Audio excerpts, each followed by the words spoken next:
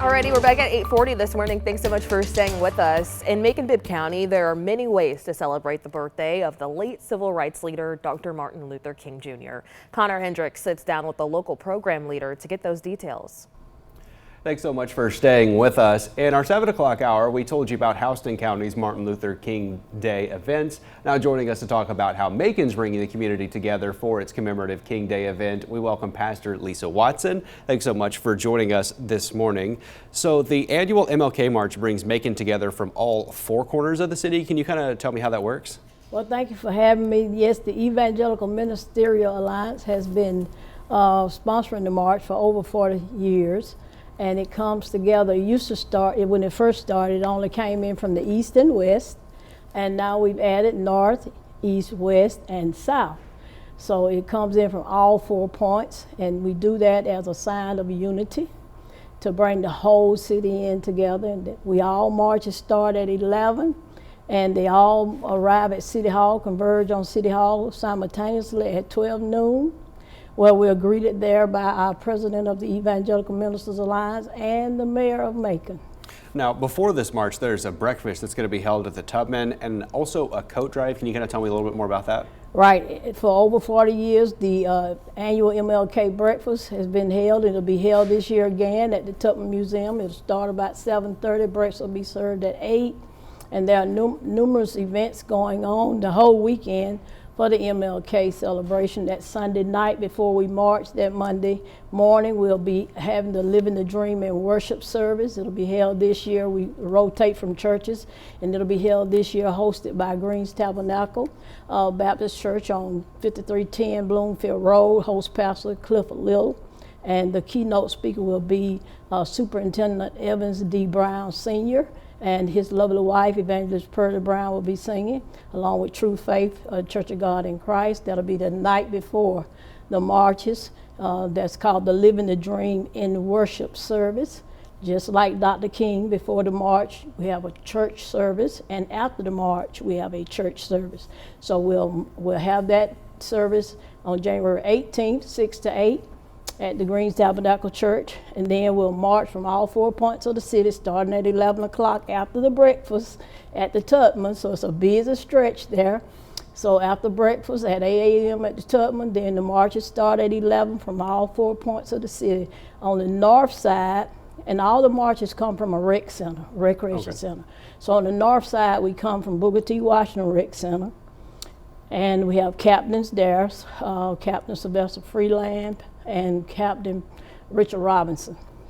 And then on the east side, we come in from Rosa Jackson Center, captains there, Edward Dawson, Hazel, David Stanley's over there with them, Willie Finney is over there with them, Dominique Johnson. They got a lot of ministers coming in over there, Pastor Jarvis. That's all of them come in over there as captains leading in that east side. Then on the west side, we have come in from Frank Johnson, better known as Unionville Recreation Center, and led there by Pastor Clifford Little, Pastor Leon Ward, and the young man there is Dexter Jordan from Center Hill. They all come in from the west side. And then on the south side, I come in with my co-pastor, Dr. Mary H. Butler. We lead them in along. We are always escorted by Sheriff David Davis is with us, NAAC President.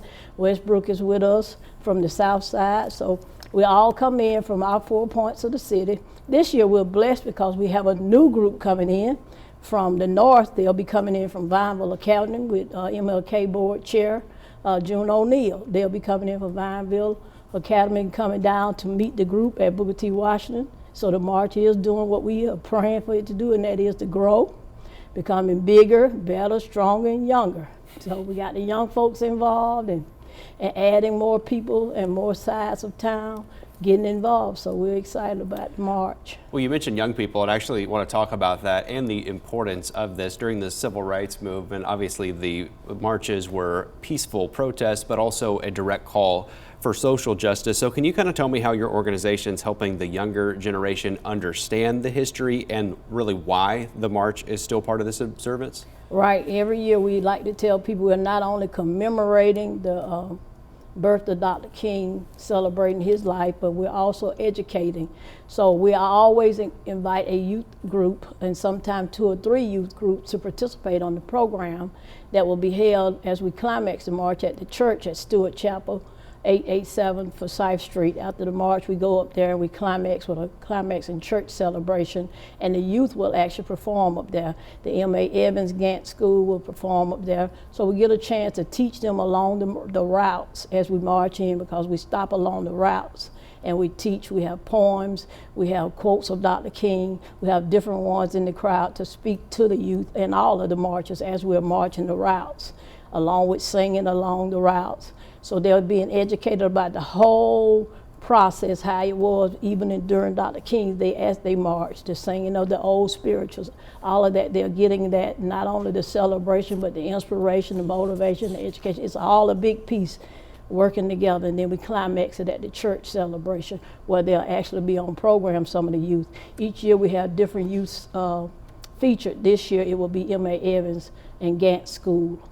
And what else can folks expect at the climaxing celebrations at the church? We're excited about the climaxing service this year because we made a change. We normally have one keynote speaker, and that speaker would speak for about 30-40 minutes, but this year we're going to have 2 keynote speakers, and they're only going to speak for 10 to 12 minutes, but we got 2 great speakers.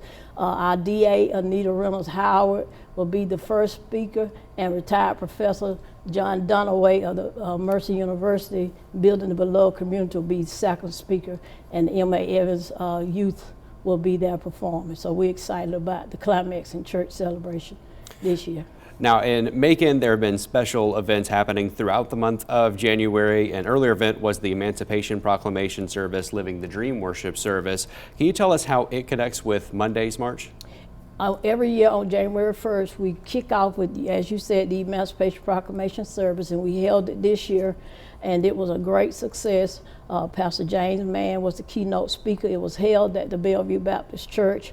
Host pastor, that was Derek Thomas, and our new president was installed officially on that day, President Minnie Hollingsworth of the Evangelical Ministerial Alliance. So it was a great success kicking it off this year on January 1, which we do every year.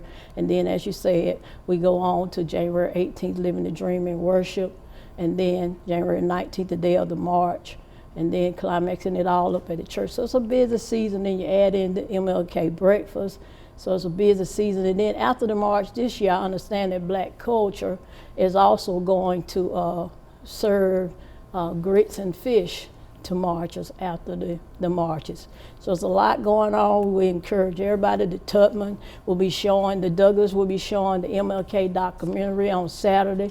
The Black Culture Group in Greenwood's Bottom will have a day of service on Saturday, where if you want, some people don't want to march, they want to do a day of service. They can go down and help clean up the Greenwood Bottom area. So it's a lot going on that whole weekend. We want to encourage everybody to get involved in the MLK annual events, and certainly to march with us on his birthday holiday. Well, certainly a lot of events happening throughout the weekend and throughout the month. Just to recap for you, the Martin Luther King Jr. Annual Celebration Breakfast is going to be Monday. That's the 19th at 7:30 at the Tubman Museum on Cherry Street. It's also a coat drive as well. Then starting at 11, people will gather at North Booker T. Washington Rec Center, East Rosa Jackson Rec Center, west at Frank Johnson Rec Center, and south from Memorial Gym Rec Center. And then they'll all march towards City Hall. Following that march, the climaxing church celebration at 1230 Stewart Chapel AME Church. That's located at 887 Forsyth Street in Macon. You can also following the church service, that is, there will be free grits and fish happening at Grant's Lounge. Lots of things in store. Lots of things.